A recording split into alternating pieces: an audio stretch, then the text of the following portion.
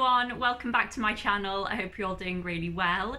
Today we have a very exciting video to film. As a lot of you will already know, last week the Women's Prize for Fiction Longlist was announced for 2019. I love a literary prize, and in the past you guys have enjoyed hearing me talk about literary prizes, so I just thought I'd make this video and share with you all of my thoughts. It won't come as a surprise to any of you, I don't think, that I was really excited to see this year's list. I stayed up till midnight and I'm really excited to just get reading it. I really like the look of this year's list, guys. On the whole, this list is full of books that I already love or I've heard really good things about from people with bookish opinions I really trust and often agree with, so that's great.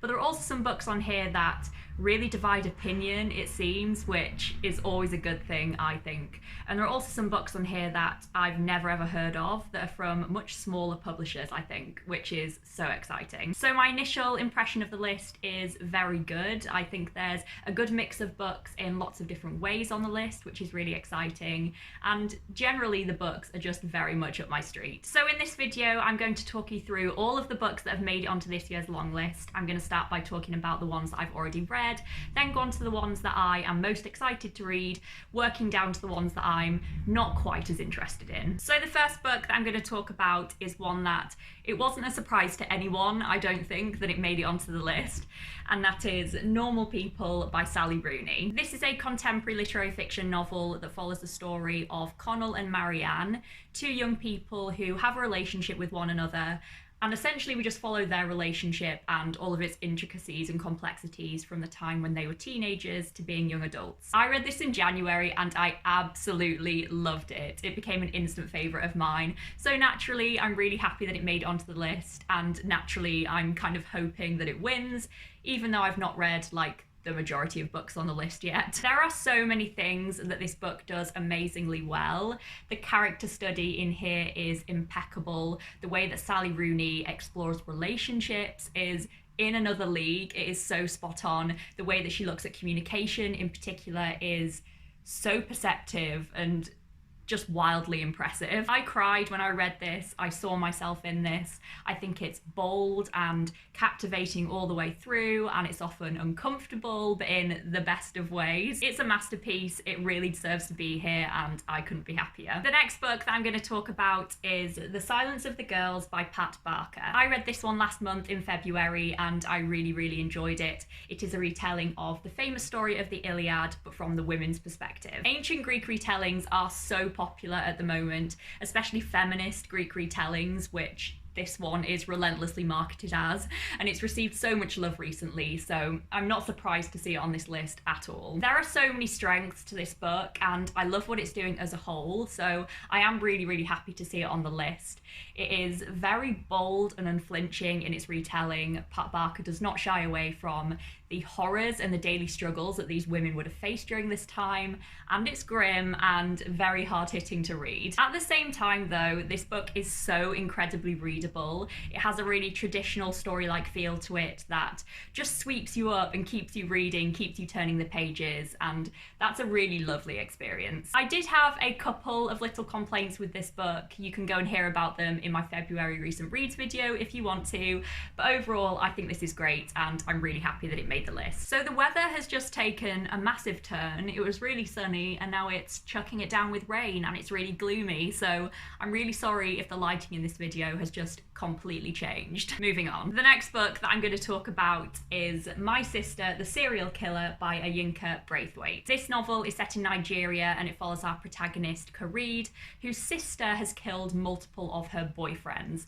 Khalid then has to help her sister in both tidying up the mess and also in keeping her secrets. In this novel, Khalid's sister then starts dating a colleague of Khalid's, a doctor who she's been in love with for a very long time, so Khalid feels like she needs to stop her sister's killing streak. This is one that I'm currently reading, and I've actually been meaning to read it for a very long time, from before it was announced on the long list, because the premise sounded so intriguing to me, and this cover as well is so so stunning. It always catches my eye. So far, I am loving this. The tone of it is so cool. It's very psychologically and thrillery, which is something that I really like reading every now and again.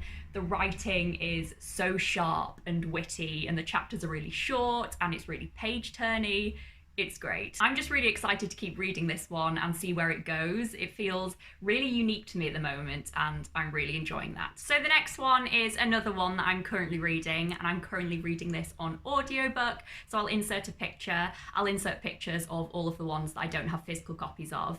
And that one is Cersei by Madeline Miller. This is another feminist Greek retelling, and this one focuses on the goddess Cersei in the Odyssey. This is another one that I've been meaning to read for ages, basically ever since it came out last year and became so popular. So I'm personally really happy that it made the long list, if only because it made me pick it up finally. I've only just started this. I'm still really close to the beginning, so I don't really have much to say about it at this point. But I'm really enjoying it so far. The writing is lovely and the imagery is gorgeous, and I'm definitely interested to see where the story is going to go. And apparently Cersei is a fab protagonist in this as well, which is really exciting. I'm definitely looking forward to seeing how her character is going to develop throughout the book. I'm seeing a lot of potential and setup for her character to develop at the moment, which is really cool. So yes, a good start to this one, and I'm looking forward to keeping reading it. The next one that I'm going to talk about is An American Marriage by Tayari Jones. This is one of the novels that I am most excited to get to on the list. I believe that it follows newlyweds Celestial and Roy, and we follow them as they settle into their new lives together before something rips them apart. I believe this book explores themes of love and race and loyalty and justice, and I also hear it explores themes of Black masculinity and femininity as well, which is really interesting. This novel just sounds so up my street. I love literary fiction novels. I love novels about characters and relationships. I love novels about social issues and self-identity. I have very high hopes. The next book that made it onto the long list is Ordinary People by Diana Evans. This novel is set in London in 2008, and I believe that it focuses on two couples. So the first couple is Melissa and Michael. Melissa is struggling with her identity after having a newborn baby, and Michael is commuting further and further away from home. We also have Stephanie and Damien, who are struggling with the death of Damien's father, and they also have 3 young children. I love books about ordinary people. As I've already said a million times, characters are my favourite things in books, and I love literary fiction novels that focus on ordinary people living their ordinary lives. So this book was basically written for me. I think this book is going to look at themes of identity, which is one of my favourite themes to read about in books, and also themes of parenthood and love and sex and grief and aging. This sounds amazing, and I am very excited. The next book that I'm going to talk about is Lost Children Archive by Valeria Lucelli. I believe this novel focuses on a family's road trip across America, and we get to hear the story from the perspectives of both the mother and the son, as well as through a combination of different texts and images. I have the feeling that this book is going to be epic. I don't know why, but I do. I hear that this book is very beautifully and lyrically written, and there's a lot of breathtaking imagery in it, which just sounds gorgeous. That hooks me straight away. I also hear that this book explores the nature of justice and equality in America today, so I'm hoping for something insightful, something thought-provoking, something moving, some nice blending between the personal and the political maybe. I'm just hoping for something really powerful from this novel, and I hope it lives up. The next book that I'm going to talk about is Praise Song for the Butterflies by Bernice L. McFadden. This novel tells the story of 9-year-old Abio, who lives in West Africa, when she goes from living a very comfortable and privileged life at home with her stay-at-home mother and her father, who works in the government, to living in a religious shrine. Abio is sent to live here by her parents as a religious sacrifice in hope that this will atone for some of the crimes of their ancestors. I believe through this novel we follow Abio as she is enslaved in this shrine for 15 years before she is finally rescued and has to figure out how to live her life again. So much about this book appeals to me. I'm hoping it's going to be really eye-opening and educational for me, both in terms of the religious and ritual side of things, but also just in reading a book about a culture that's very different to my own, which I often like to do. This obviously also sounds very hard-hitting and emotional, which I love, to be honest. Give me a book that will make me cry any day of the week. And also, I really love novels that span lots of different decades and continents and have really wide scopes, as long as they manage to stay intimate at the same time. And that's apparently what happens in here, so that's a massive tick from me. I think this could be a fantastic book, and I can't wait to try it. The next book that I'm going to talk about is Ghost Wall by Sarah Moss. This novel is set in rural England, and it follows Sylvie and her family as they undertake an anthropology course to live as ancient Britons. So they survive through foraging fruit and hunting animals, and basically just using the tools and knowledge of the Iron Age. So this book sounds bizarre, but very intriguing. I'm not really sure what path it's going to go down at all. I think it explores themes of spirituality and history and what kind of lives people want to lead. I have heard really good things about this novel already. I know it's quite popular, and I've heard really good things about Sarah Moss generally as well. She's actually an author that I've been wanting to read for a long time, so I am glad that this is here, and hopefully it will finally push me to pick up some of her work. And I also believe that this is a quite short book, which I love. I'm a fan of that. I'm excited for that. I love literary fiction novels that say what they need to say, no wasted words, pack a punch, and that's what I'm hoping for from this. I am massively intrigued by this one, and we'll see how it goes. The next book that I'm going to talk about is Freshwater by Akwaki Emezi, I think. This novel focuses on a girl called Ada who is born in South Nigeria, much to the concern of her family. So Ada is described as having a fractured self. So she has multiple selves that develop within her. And then after a traumatic assault while Ada is at university, two of these alternate selves start to take control within Ada, and her life takes a very dark and dangerous turn. So this is another one that I think is going to be quite strange. I'm very intrigued by it as well, though. I hear that the novel is actually narrated by these multiple selves within Ada, which sounds so fascinating to me. This book has been described as being unsettling and heart-wrenching and powerful, and I believe it looks at things like how we experience the world and how we construct our own identities, which all sounds good to me. I've also read that this book has been compared to Emma McBride's A Girl is a Half-Formed Thing, which is a book that I absolutely love. So that book is quite hard going. It's very experimentally written, very free-flowing, stream of consciousness. Emma McBride doesn't obey grammatical rules, and so it is quite hard to read because Emma McBride is doing so much with her language, but I love that. So if this book is anything like that one, then we're in for some good stuff. The next book that I'm going to talk about is Remembered by Yvonne Battle Felton. I believe this is a historical novel set in 1910 in Philadelphia, and it follows a woman called Spring, who, among other things, has a son who is in hospital, who's been accused of committing a crime, and if Spring can't help him get home, then he could be killed. I think this book is going to be quite strange. I get quite dark vibes, quite spiritual vibes. I believe that Spring's sister, who is dead, is quite a large presence in this book. Ghosts are a thing, and I think the book explores things like family secrets and memories. Spring is also an emancipated slave, so I think slavery will be a prominent theme in this book. I think there'll be a lot of interesting themes explored in here, actually. I'm definitely interested to see what Yvonne Battle Felton does with all of these really interesting elements, and I think it has the potential to be something quite wonderful. The next book that I'm going to talk about is The Pisces by Melissa Broder. This novel follows our protagonist who, after breaking up with her boyfriend, goes and house sits at her sister's flat in Los Angeles. So the plan is that she'll go here and take a break from her misery and her anxiety and basically just look after herself. But then everything changes one night when she's alone on the beach and she becomes very entranced by an eerily attractive swimmer. So I've heard that this book has been very divisive so far. Some people think it's really interesting and really great, and some people think it's really odd and problematic. So I'm definitely interested to see where I fall on this one. I expect this is going to be quite a strange read again. I hear that it's meant to be very humorous and very sexy and very smart,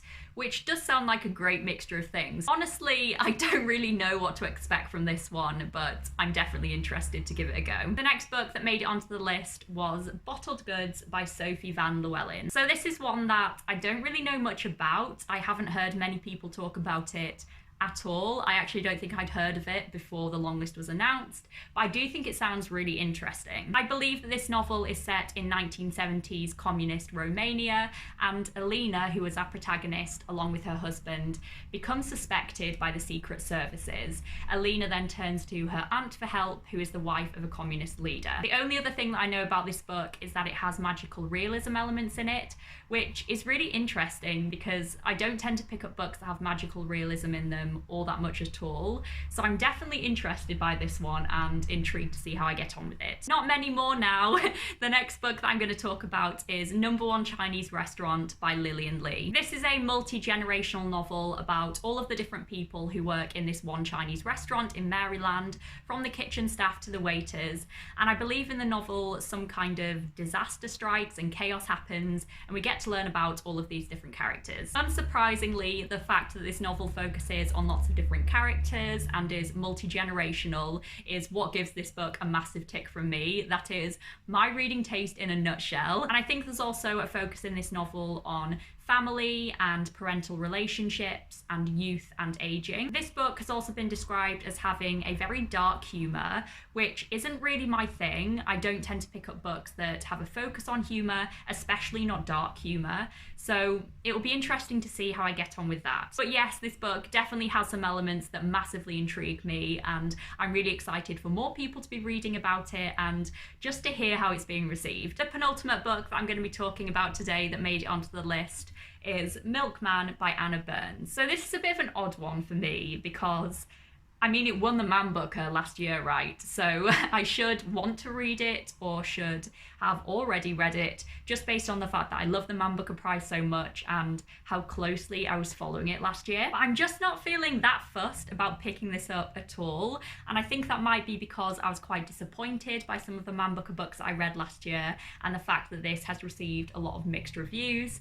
Whatever reason, I'm just not that excited for it. But I do think that I want to try this at some point if I have the time. There are definitely books that definitely take precedent over this, but I am interested to see where I would fall reading it. I hear that this is quite experimentally written. I hear that it's a bit hard going sometimes, but as I've already said, I really like that kind of thing in literary fiction sometimes, so who knows, maybe this could be an amazing book for me. And the final book to talk about is Swan Song by Kelly Greenberg Jeffcott. So I don't really know anything about this book other than it focuses on the life of Truman Capote in the 1970s when he released In Cold Blood and set off what people call a literary grenade. I think the book also focuses on his swans, who were the wealthy and beautiful women in his life. So I've heard a lot of really good things about this book, especially at the latter end of last year, and for some reason it just never hooked me. I think perhaps that's because I don't really know much about Truman Capote and I've never really had a burning desire to learn about Truman Capote, so it just doesn't really interest me. But I am glad that it's made the list because I know that a lot of people love it and it's reminded me that a lot of people love it, so perhaps I might love it too. If I get to this one, I'm hoping that it will be beautifully written with a bit of flair to it maybe. I'm hoping that it will be quite exciting. There'll be some suspense and some drama. We'll see. So that is this year's Women's Prize long list. What do you think of the list? Tell me everything down below. Are you excited? Are you disappointed? Don't you care? I want to know everything. I'm really, really interested to see whether you guys are as excited about the list as I am. It's just such a great list for me. All of the books are so up my street and I just can't wait to keep reading. Thank you so much for watching, everyone, as always. I really appreciate all of you watching and talking to me. It just makes my life. I hope you're all doing really well and I look forward to talking to you, and I'll see you all next week with my next video. Bye, everyone.